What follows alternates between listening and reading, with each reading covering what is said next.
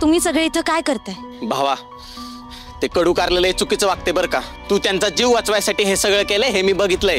हो हो, आमचा विश्वास आहे तुझ्यावर. एवढ्या खालच्या पातळीवर जाऊन त्यांनी तुझ्याशी बोलायलाच नाही पाहिजे होतं. इतक्या खालच्या पातळीवर बोलायला कामगार म्हणून काय समजते हे लोक आपल्याला? आमच्या पोरीने काय लाज सोडल्यात का? बरोबर बोलतात माधव काका.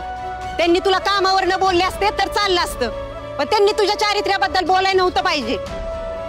बस आता लय झालं यांचं. यांच्या नाकात व्यसन घालायची हीच येळ आहे. आपण गरीब आहे, आम्ही कामगार आहे, आम्हाला काही इज्जत नाही हे असं वाटतं ह्यासनी.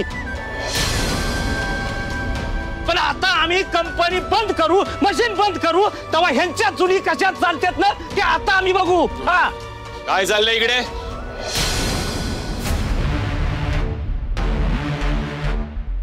काम करायचं नसेल ना तर सरळ घरी निघायचं.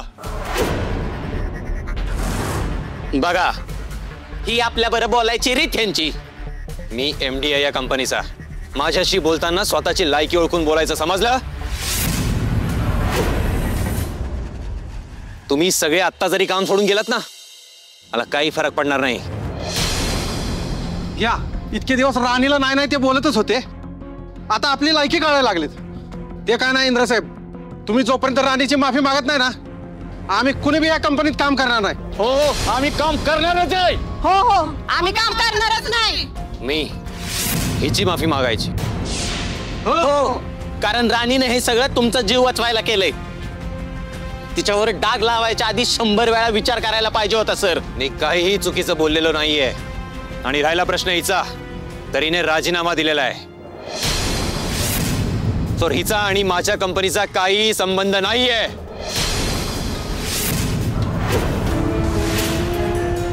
भावा, तरी तुम्ही हिची माफी मागायची, आणि जरी तुम्ही माफी नाही मागितली तर आम्ही समधी संप करू. काय रे? संप करू. अरे तुम्ही कोण संप पुकारणार? संप पुकारायचा तर युनियन लीडरची परमिशन लागती, आणि इथला युनियन लीडर मी आहे, लक्षात ठेव. तुला काम करायचंय तर तू कर, पण आमच्यातला एक पण जण आता काम करणार नाही. होय होय, कोणच काम करणार नाही. हो हो, नाही करणार काम. आपल्याला सगळ्यांना ऑर्डर पूर्ण करायची आहे. विसरलात का तुम्ही? हो साहेब, तुम्ही माझी फॅक्टरी म्हणून लय वरडून सांगत होता ना, मग करा की तुम्हीच ऑर्डर पूर्ण. आमच्यातला एक जण बी आता काम करणार नाही म्हणजे नाही. काय रे? जोपर्यंत तुम्ही राणीची माफी मागत नाही ना, तोपर्यंत एकही मशीन चालू होणार नाही. बरोबर का नाही?